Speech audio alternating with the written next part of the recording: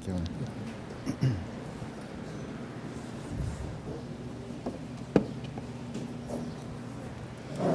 All right, good morning. Good morning. You guys ready for today?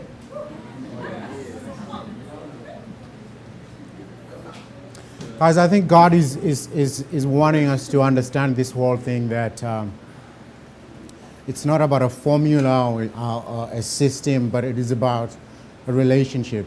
I think He's just wanting us to keep that before us, to keep thinking about it, to keep meditating on it, and see how that applies to us as individuals.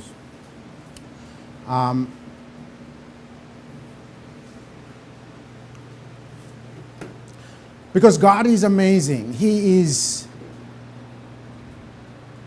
so wise. He's beyond words. Nobody can describe Him. Even with the amount of words that we have, we cannot adequately describe who He is. We cannot touch a definition. In fact, the Bible doesn't give us any definition of who He is. The closest we have is His Spirit. And those that worship Him must worship Him in spirit and in truth. Right? And he's so big, and I think if we cultivate a relationship with Him, He's going to reveal so much more of Himself to us, and He will lead us, in His creative ways, in His infinite wisdom. He's just amazing. And I, as we finished yesterday talking about the tribe of Dan, really forsaking what God had ordained for them and carving out what they thought was the best for them, and in the process hurting a peaceful people or another people that they were not supposed to hurt. And God just reminded me of this particular story in my life that has also marked me. So after my DTS, I consulted a witch doctor after DTS. Can you believe that? I went to YWAM to DTS because someone else suggested it could be good for me. Not that I wanted to go to DTS. I didn't know anything about DTS. And I went there with this thinking that, look, if it turns out to be a bad idea, it's only 6 months of my life. It's not 17 years. That's the attitude I went with to DTS. And God rocked my world during DTS. And I just loved everything about my DTS. But this particular thing about money was an issue for me. Because I wanted to make money. That was my goal at that point. I wanted to make money. And YWAM was not paying people. In fact, we were paying YWAM in order to be there. And I kind of struggled with that. And what you got to understand here is that my dad sent me to school as his savings. I was his savings bank. And he tells me that he spent everything on me so that I could look after him, whenever he could not look after himself. And I remember after my DTS, and of course I'd made a decision to be on staff. A few years after that, whenever I visited home, my dad would ask me this: have you found a job? And I knew I was not looking for a job. But I kept telling him the exact same thing. I kept telling him I'm working on it. I was not telling him that I'm actually in missions and these guys don't pay me.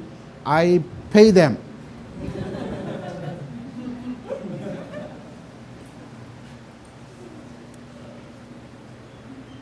And then after a few years, I just got tired of just telling this lie. Because I was telling this lie because I did not want to face the wrath that would come from my dad. Because he would have been expecting me to give him money, to help him with money. So one day, I just visited home and I felt the Lord was saying, it ends now. It ends here. So I told my dad, you know what, I haven't been honest. I'm not looking for a job. I have found a job. And he was happy when I said that. And then I said, the job that I found is a little bit different from what you're expecting. I'm not going to be getting any money. I'm not going to be paid formally. And he just lost it. He lost it. My dad is very animistic. I'm the only Christian in my family. Everybody else is very animistic, stuck in ancestral worship. So my dad goes, you know what? Something is wrong here. Somebody has bewitched you, because I cannot see you in your right mind making a decision like this. To do what you're saying, following God. That doesn't make sense to me. Someone has bewitched you, and then he kind of said, look, tomorrow morning we are going to see a witch doctor. We're going to fix you. We're going to fix that kind of thinking.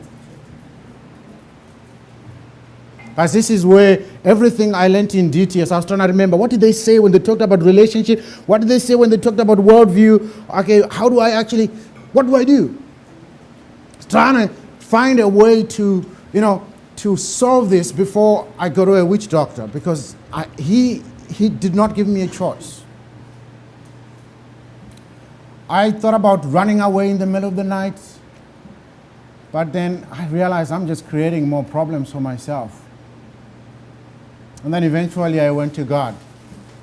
I came to God, I said, God, I am very, very confused. I don't know what to do here. What should I do? Very clearly, God says, go with him. And I was like, what? God, you want me to go to a witch doctor with my father? What kind of God are you? Is this really you, God? And the more I questioned that voice, the more it became stronger in me, and the conviction grew that I was supposed to go to the witch doctor. As we went to the witch doctor, we walked for several hours the following day. He was quiet, I was quiet, I was praying. I don't know what he was thinking about. And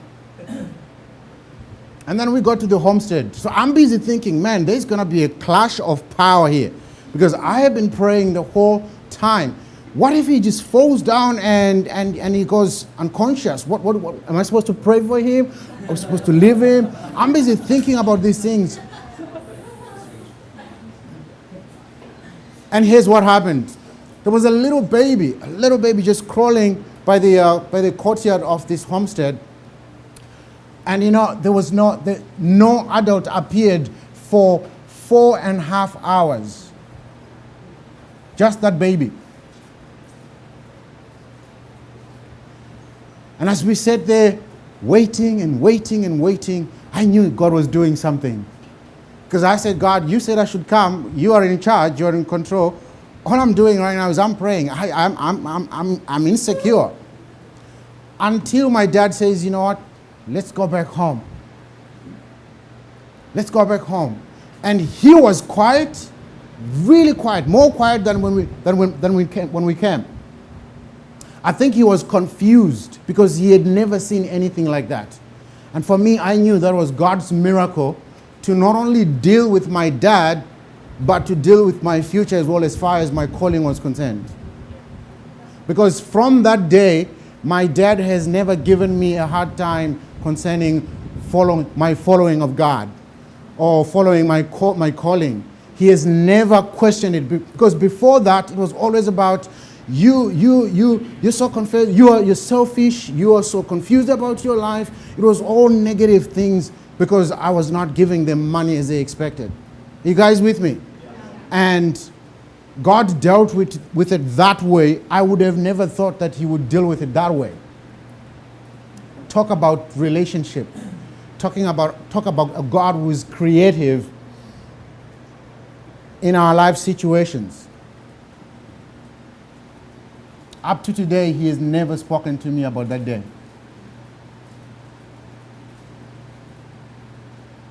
And I have never felt the release to actually bring up the subject, because I know something is happening in his heart.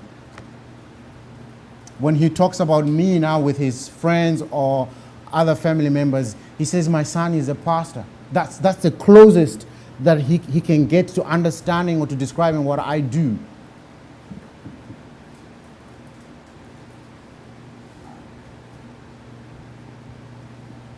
I thought that was beautiful. I don't know whether that baby was actually real or God just made that baby appear. I don't know. But what adult in their right mind would leave a baby, a small baby, by itself for 4.5 hours? I think God was saying, Nick, just watch. I got this.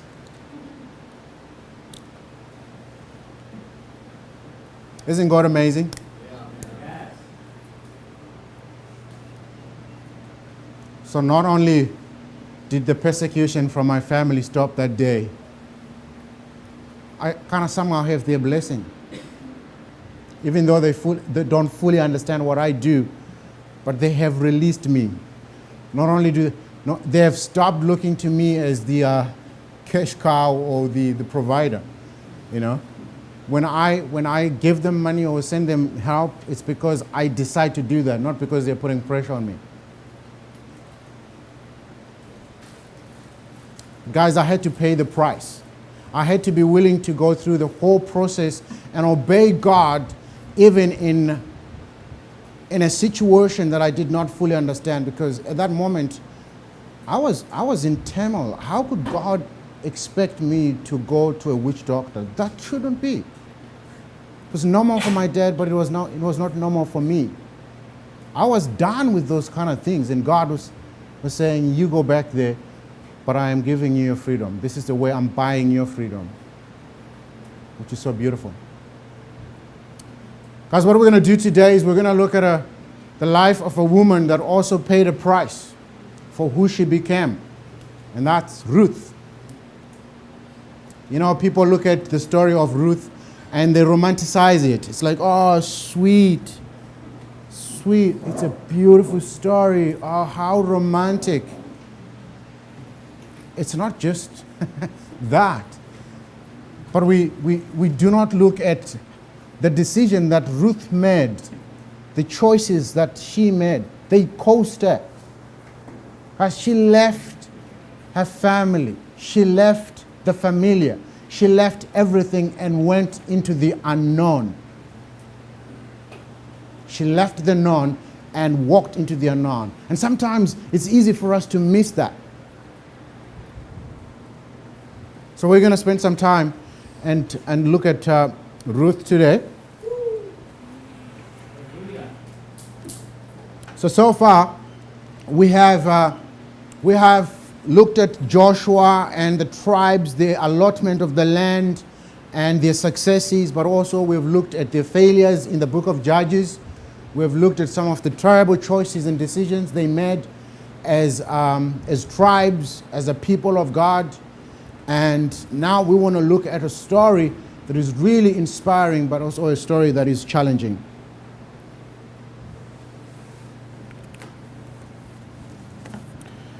So welcome to the book of Ruth. Ruth is one of two books in the Bible which are titled after women. Which one is the other one? Esther. And the authorship of the book of Ruth is attributed to Samuel. The text tells us that the setting of the book of Ruth is during the time of the Judges. The time of the Judges.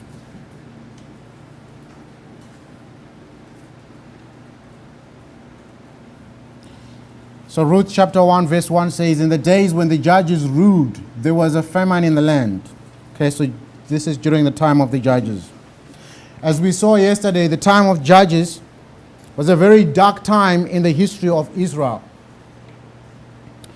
It was a time of anarchy, violence, idolatry, injustice, disobedience, you name it. But not all people were wicked in the time of the Judges. See, when you read the book of Judges, you kind of get the feeling that everybody was just terrible.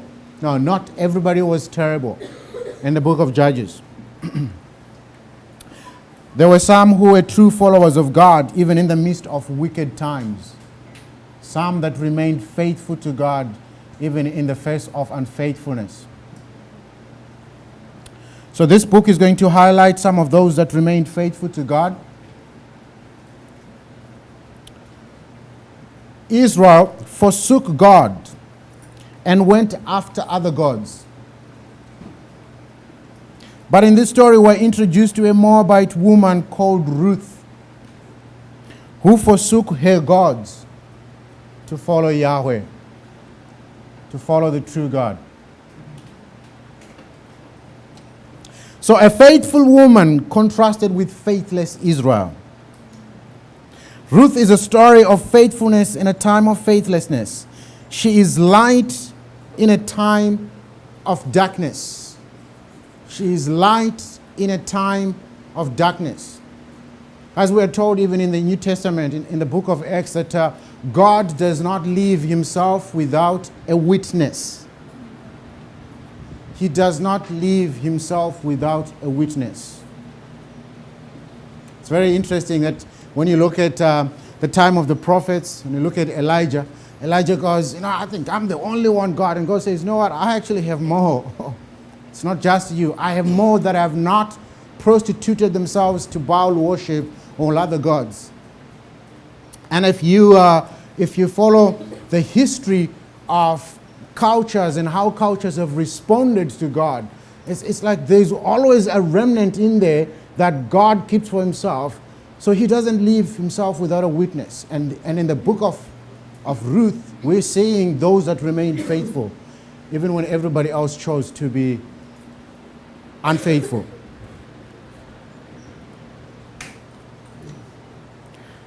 So in this book,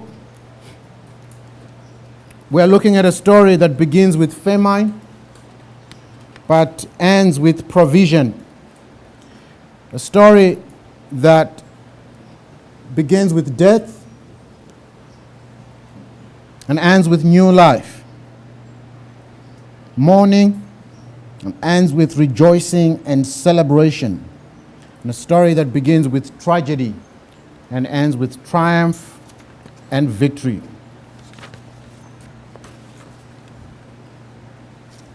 We also see redemption in this book.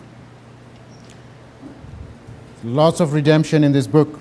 Ruth is transformed from poverty to wealth, from widow to wife, barren to fertile, foreign to Israelite. She's transformed from poverty to wealth, widow to wife, barren to fertile, foreign to Israelite. Here's a story of redemption.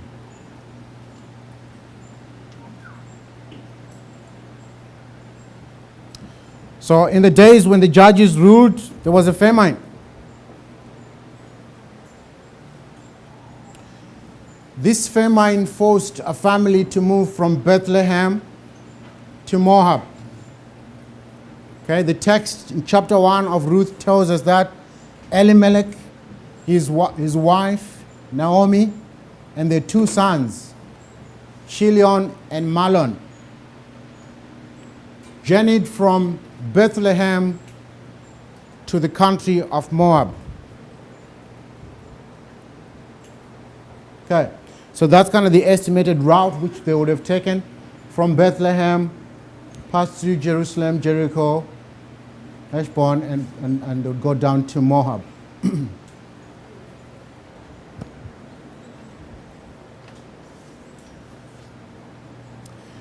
Okay, so while in the country of Moab, Elimelech died,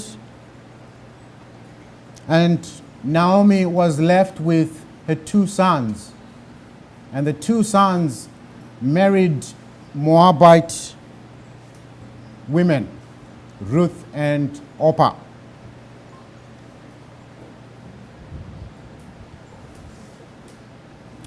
Before we go any further, let's just refresh our minds regarding the Moabites. What do we know about Moab? Descendants of Lot. Sorry? Descendants of Lot. Yes. The descendants of Lot and the older daughter, right? Yeah. And this is in Genesis chapter 19.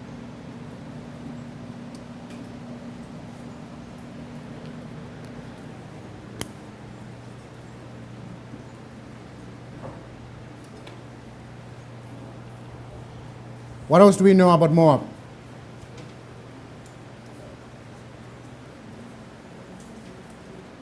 This was not supposed to happen. This is also another story of not trusting God. Yeah.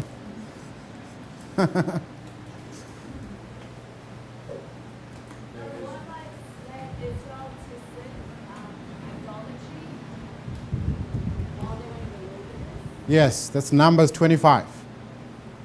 Okay, the Moabites led Israel to sin.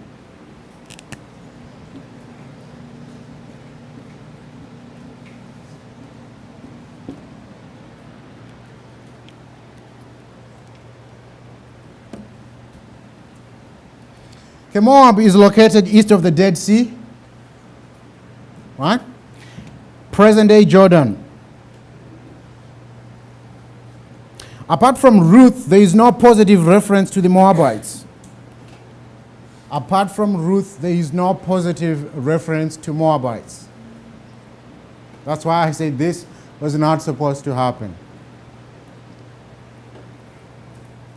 They worshipped Chemosh and Ashtar.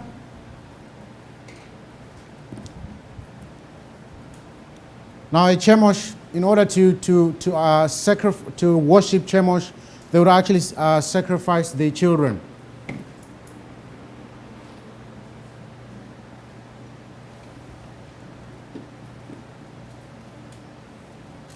The equivalent of Chemosh, equivalent of that in the Canaanites is Molech, where they would sacrifice their children. Moab refused Israel any kindness when they were passing through from Egypt to Canaan, and as a result, they were forbidden to enter the assembly of the Lord up to the 10th generation. They did not treat Israel well as Israel was on their journey, and because of that, God said, up to the 10th generation, you cannot come into the assembly of the Lord. This would be Deuteronomy chapter 23, I believe.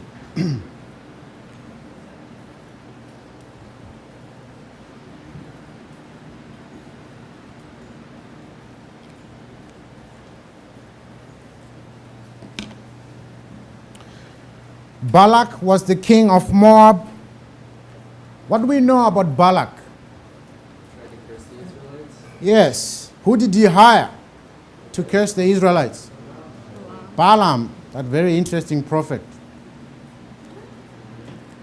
So Balak hired Balaam to curse Israel because Israel was the people of God.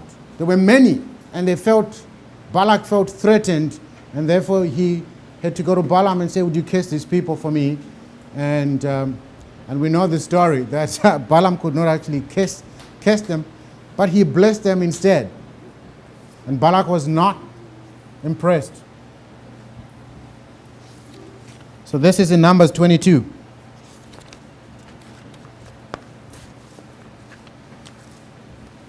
If you come to the book of Judges, we know that Israel served the king of Moab called Eglon. For how many years? 18 years. They were serving the Moabites. Israel was serving the Moabites because God was basically punishing them, judging them for their unfaithfulness. 18 years they served the Moabites. And this is the king that was killed by Ehud, the left-handed man. Ehud.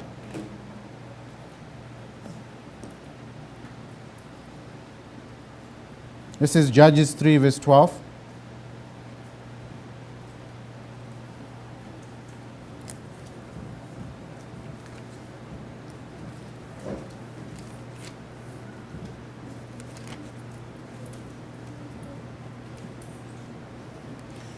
Okay, so this is what happens.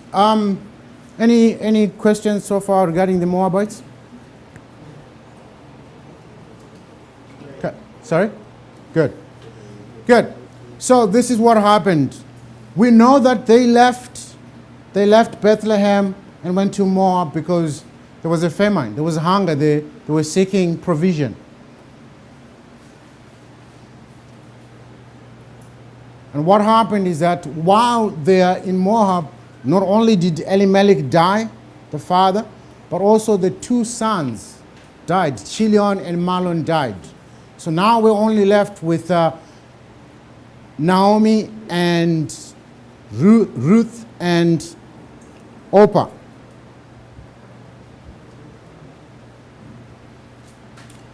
And the text tells us that now Naomi heard that God had revisited his people. In other words, there was now food back home. So she decided she was going to go back home. So she comes to Ruth and to Orpah and she says, look, I'm going to go back. You know, first it seems like they were going to go back together, but then she stopped and she says, you need to go back to your mother's houses. You need to go back to your gods because I'm going back home. And initially, both daughters-in-law were adamant. They were like, we want to go with you. We want to stick with you. But what we know is that eventually Orpah just gave up and she decided, look, I'm going to go back. But Ruth says, I am not leaving you. I am coming with you. And from this we begin to see the character of Ruth. Have you ever stopped to think about it? Why? I mean, your husband just died. Why would you leave your familiar land, your family, and go with your mother-in-law and to a land that's not yours, that's not familiar? Why?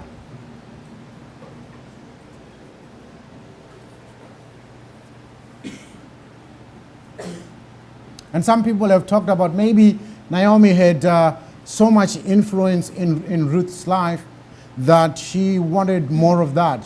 But the text doesn't tell us that. So I was asking myself, why would Ruth want to do this? I want to bring your attention to her words. In chapter 1, verse 16. She says, but Ruth says, do not urge me to leave you or to return from following you. For where you go, I will go, and where you lodge, I will lodge. Your people shall be my people, and your God my God. Where you die, I will die, and there I will be buried. May the Lord do so to me, and more also, if anything but death parts me from you. And Naomi saw that she was determined to go with her. She said, no more. This is the kind of commitment that Ruth is making. Where you go, I will go. She is prepared to leave her geographical place of familiarity of her family and go to a place that's unfamiliar, that's new. Your people will be my people. She's making a cultural transition. She is willing to say goodbye to her culture, her people, and embrace a new culture. Your God will be my God. That's a spiritual transition. Goodbye, Chemosh. Goodbye, Ashtat. I'm embracing the God of Naomi. I'm embracing the God of Israel. And where you die, I will die. Guys, that's talking of permanency, a lifetime commitment. Isn't that inspiring? From a Moabite lady, Moabite woman.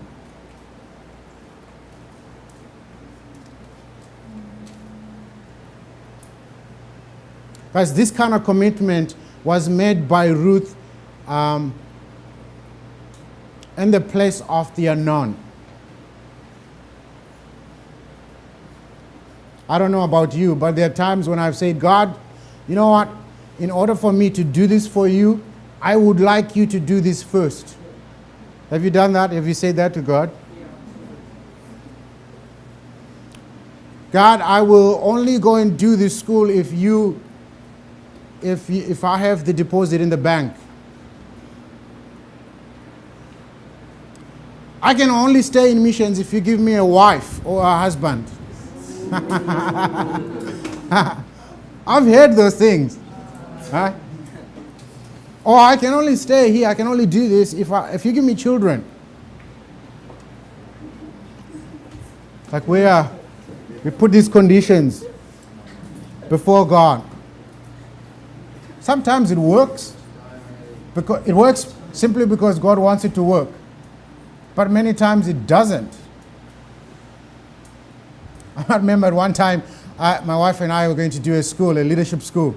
So I said the same thing to God. I said, God, you know what, I don't want this whole thing of trusting you for money while I'm doing the school. When I'm there, I would like to be there and just focus on the school and focus on you. So please, would you pay my school fees before I get there?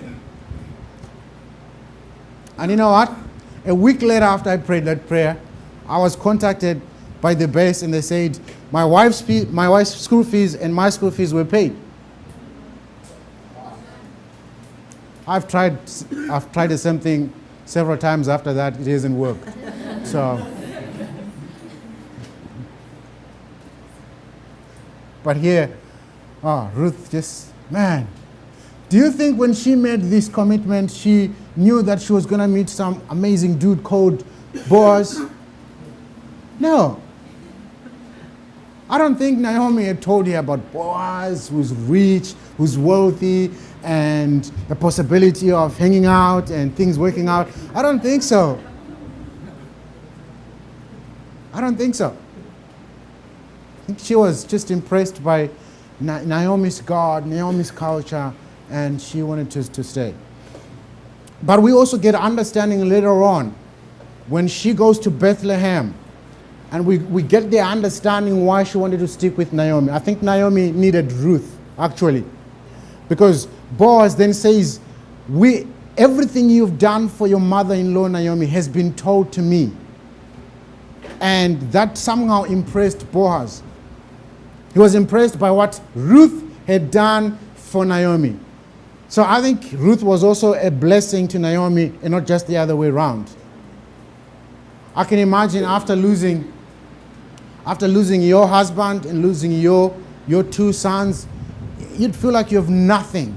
And I think Ruth ministered to her. She was there emotionally. She was a support to Naomi. Otherwise, Naomi would have fallen apart. So we get this glimpse in, I believe it's chapter 2 or chapter 3. Chapter 2.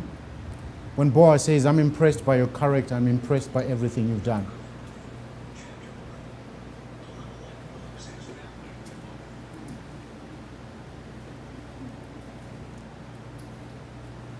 Wow. All right. So what we know so far is that 2 Israelite men married Moabite women. So Mahlon and Chilion married Moabite women, Ruth and Orpah. But what we also know, because we've read the book, is that Boaz is going to eventually marry Ruth. So 3 Israelite men that have married Moabite women.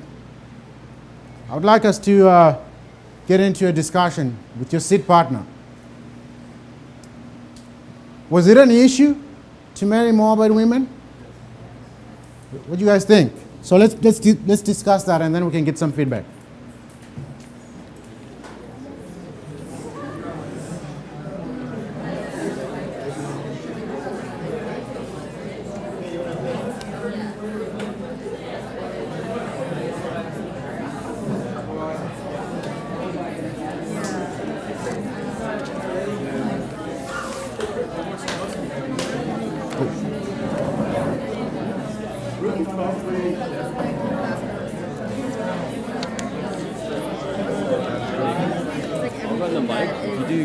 I'll run the mic for them, but if it helps, like, just asking maybe this side of the classroom first, and if nothing happens, you can go on this side, and then I can run around, because I can't run it very easily. Okay. Whatever works for you, though. No, you need back your phone. I took a few pictures. So do you want more, or?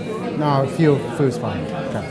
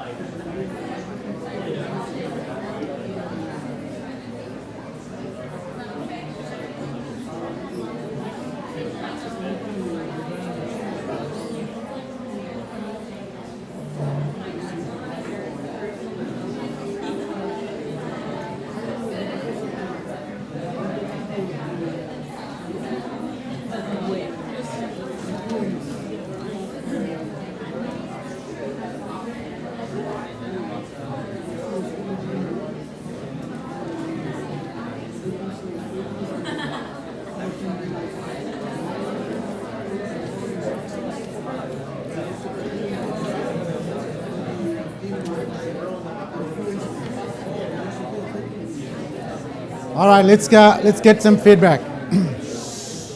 Let's get some feedback. For the sake of the microphone use, we're gonna start with this side. If there's any feedback here, do you guys have any feedback? Any contribution? Was this an issue? Yes. All right. So who wants to give some feedback? Okay.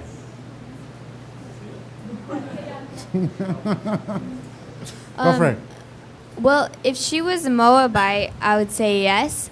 But as I understand it, an Israelite is someone who, even someone who comes in from outside, doesn't have to be blood, who decides to become an Israelite, can be an Israelite. So she already said, like, I'm adopting your God, I'm adopting your people. So she kind of already was an Israelite in a way. And she was already married into the Israelite family as well. All right. Anybody from this area here? We want to get your thoughts, even if it's different from what's been mentioned already. But we want to just harvest those thoughts. We want to just.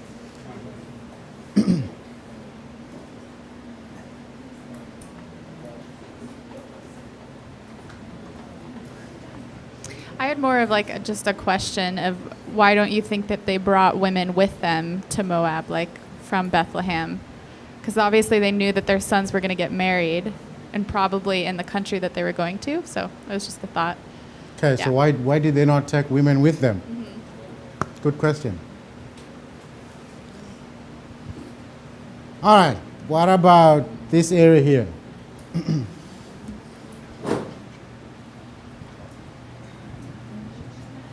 I think it was an issue to marry Moabite women just because they got married before Ruth made that commitment to Israel and to God. And so God made it a law that they were supposed to marry within the Israelites, and they didn't. Good, thank you. Somebody here? Matthew, go for it. I think because of the integrity or faithfulness of Ruth, might be influenced Boaz to marry him. Okay. So you think because of her integrity, Boaz, okay? But do you think he was supposed to do that? Do you think Boaz was supposed to do that? Because she's Moabite. He should not do that because they are totally different together. But because of they've been work together, Yeah. and he might show that she's committed and faithful to what he says. Yeah. So maybe he might choose to marry. Okay, thank you. Thank you. What about somebody from this area? Okay. Yeah, it might have been an issue to marry Moabite as like a cultural, but I think in this case, there are like regulations that the Israelites had to follow, which was like the girls had to be like a virgin, or like if they did capture them, they had to kill all the males or something. They had to like purge all the males. Or another case would be like they had to be in a house by themselves for like a couple months to like mourn or something, and they would be able to come into the family of Israelites. So I think for what's her name, Ruth, for her to like be able to make that covenant with Naomi was kind of her way of purging all the things that she had in her past and be kind of initiated into the Israelites. So I think for her specifically, it wasn't really an issue. Okay. Yeah. Thank you. How about this area? I think there was at least some kind of issue with marrying a Moabite, because when Boaz approaches the closer relative and he's like, hey, you can redeem this land, and the guy's like, okay, I'll redeem it, and then he says, but to do that you have to marry this woman. Then he backs off his desire to redeem the land, because and then he like states he says it could like ruin his own inheritance. So I'm not sure if there are already like set laws in place for that, for like if this happens then you'll lose your inheritance. But he obviously seems to think there's an issue there, Yeah. because like he's going to lose something if he marries this woman. Okay, we're going to look at the passage later. Thank you. There was a hand here. Yeah, I think the issue is clear. The husband and the two sons dying, I think it really shows to people that, yeah, they did disobey God, and here is the consequence of them not obeying the covenant. But you see that, I just feel like throughout the Bible, God uses foreigners to convict the Israelites, such as Tamar. Judah said, in Genesis 38, he said, she is more righteous than I, to a foreigner woman. And you'll see that later on Jesus as well, when he uses the Roman soldier, saying that he has more faith than all of you guys. So I feel like God is trying to use a illustration here to prove a point. And also the reason why he didn't allow them to marry foreigners, because they would lead them astray to worship other gods. But Ruth clearly stated to Naomi that your God will be my God, your people will be my people. So she's actually going into submission under the covenant here. Yeah, so at the end, I don't think it will be an issue. Thank you. Thank you guys for that contribution. I have a couple of scriptures to give to you regarding this issue. I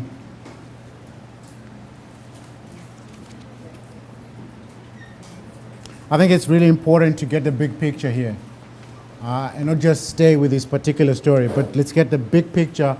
What is God's heart when he gives his law? What is going on in his heart? What is he wanting to accomplish? Okay, so what we know is that around 1400 BC, when God gave the law at Mount Sinai, it included restrictions against intermarrying with foreigners. It included restrictions against intermarrying with foreigners. And the reason is that he wanted to prevent Israel from adopting their pagan religions or their pagan cultures. Okay? So we're going to understand the big picture. God is saying, you are not to intermarry with these cultures, because God doesn't want their influence to come into Israel. What is God doing? God is wanting Israel to be the shining star. God is wanting Israel to be the example that other nations would look at Israel and say, wow, look at how they live their lives. Look at their God, and be able to forsake their false gods and worship Yahweh. That's what God is wanting to accomplish. He's not wanting Israel to be influenced by their cultures. Right. Even going back to the time of Abraham, in Genesis 24, Abraham makes his servant to take an oath. He makes him agree that he would, if Abraham died, he would never go and take a wife for Isaac from the local people, the Canaanites, right? So this servant has to go all the way to Abraham's land to get a wife for Isaac.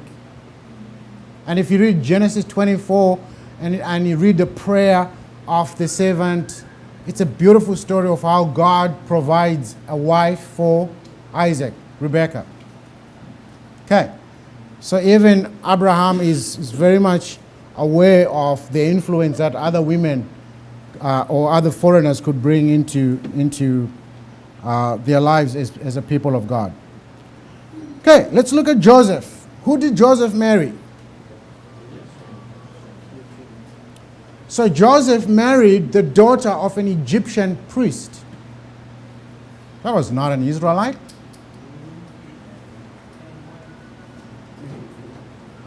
And who are the two kids that came out of that marriage?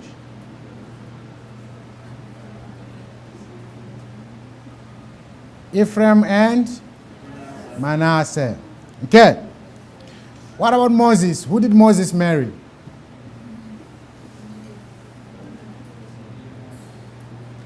Moses married Zipporah, who is a Midianite. Zipporah.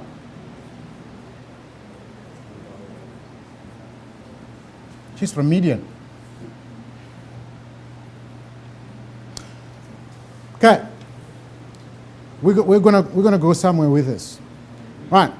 So let's look at the scriptures that are prohibiting intermarriage. Could somebody turn to Exodus chapter 34? Exodus chapter 34, verse 10 to 16. Can somebody read that for us?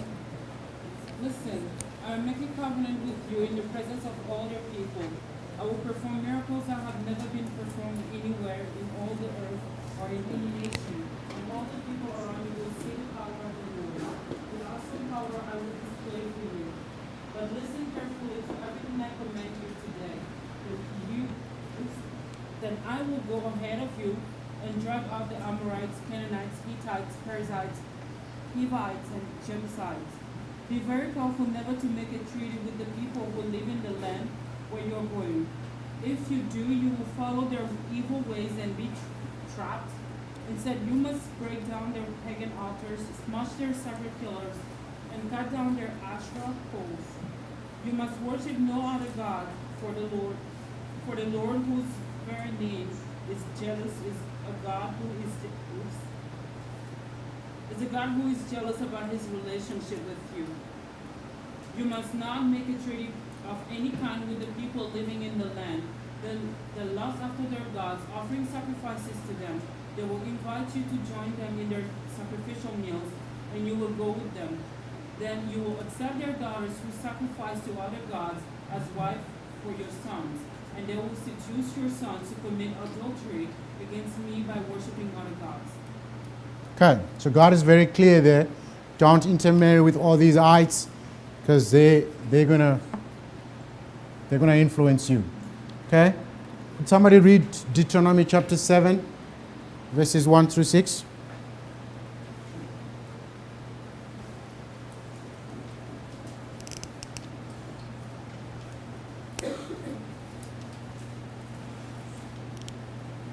When the Lord your God brings you into the land you are about to enter and occupy, he will clear away many nations ahead of you: the Hittites, Girgashites, Amorites, Canaanites, Perizzites, Hivites, and Jebusites.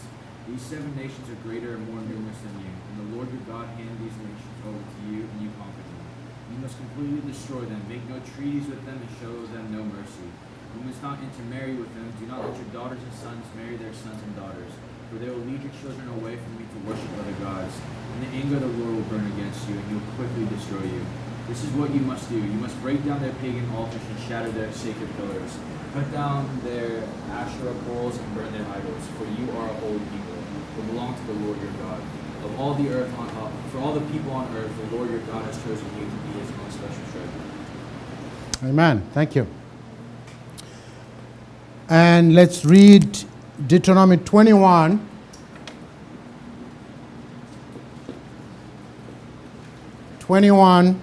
Verse 10 to 14.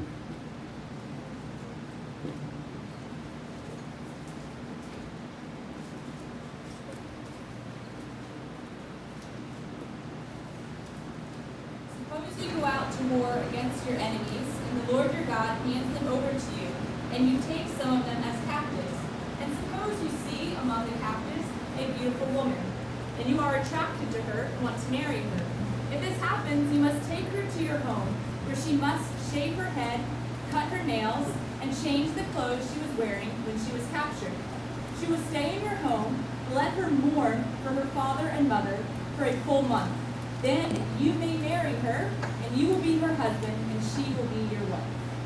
Huh. Is that confusing?